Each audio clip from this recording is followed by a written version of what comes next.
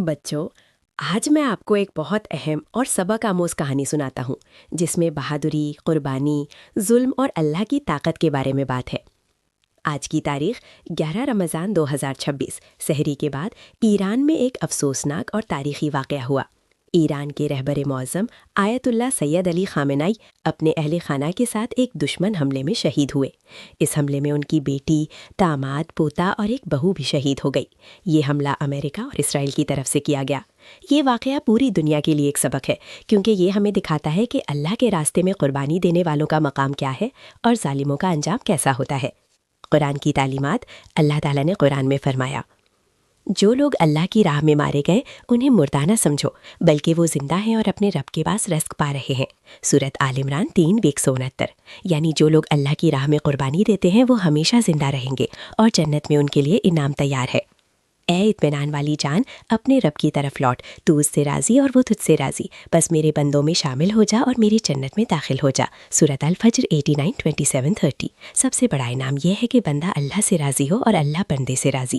ہرگز یہ گمان نہ کرو کہ اللہ ظالموں کے اعمال سے غافل ہے۔ سورۃ ابراہیم 14:42۔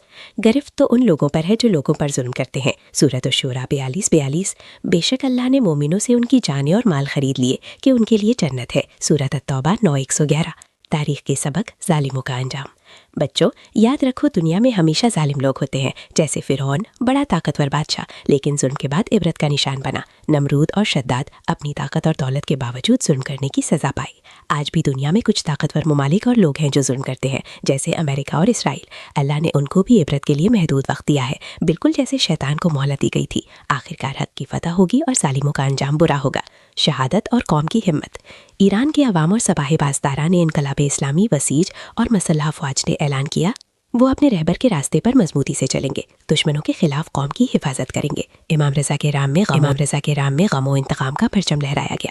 یہ سب ہمیں یہ سکھاتا ہے کہ حق کی حفاظت، بہادری اور اتحاد بہت ضروری ہے۔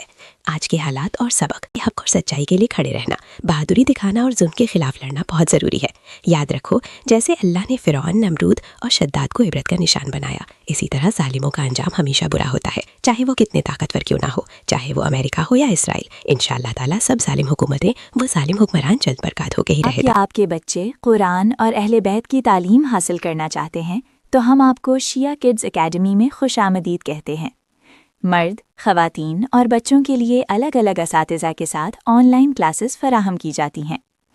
قرآن مجید، ناظرہ، ترجمہ، تفسیر، دینیات اور واجبات، نہج البلاغہ، صحیفہ سجادیہ، دعائیں، زیارت عاشورہ، دعائے توسل، حدیث قصہ وغیرہ، احادیث اور اسلامی تاریخ۔